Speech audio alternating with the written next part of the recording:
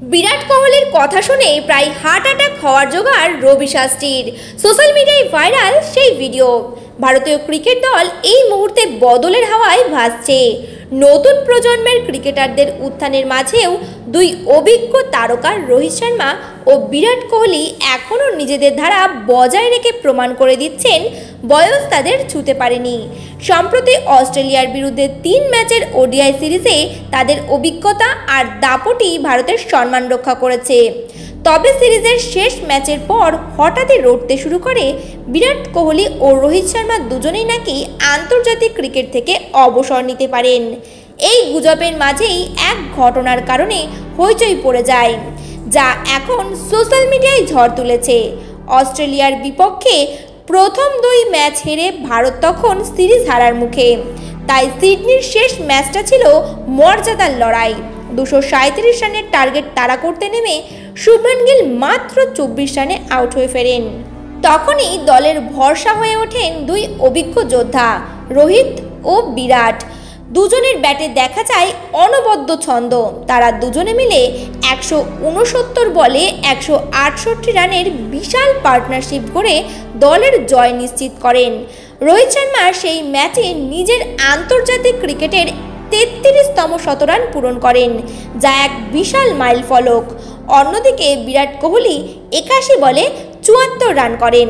তাদের এই দুর্দান্ত পারফরমেন্সে ভারত 9 উইকেটের বিশাল ব্যবধানে ম্যাচ জিতে নেয় এবং সিরিজের মুখ রক্ষা হয়। 3 ম্যাচে মোট 202 রান করে সিরিজের সর্বোচ্চ রান সংগ্রাহক হন রোহিত শর্মা, আর তাই স্বাভাবিকভাবেই ম্যান অব দ্য সিরিজ নির্বাচিত হন তিনি।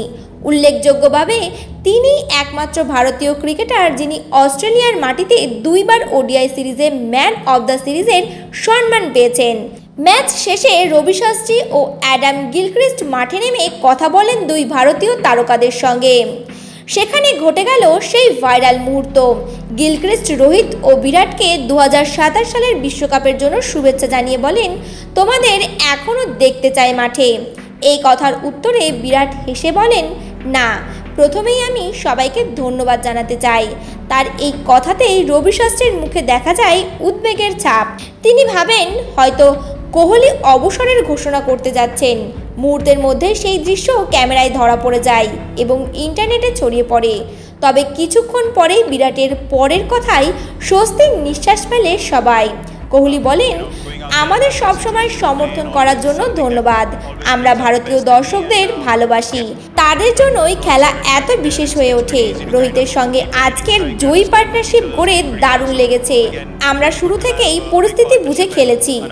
এখন আমরা হয়তো সবচেয়ে অভিজ্ঞ জুটি, কিন্তু আমাদের বিশ্বাস এখনও আগের মতোই, বড় পার্টনারশিপে ম্যাচ জেতার।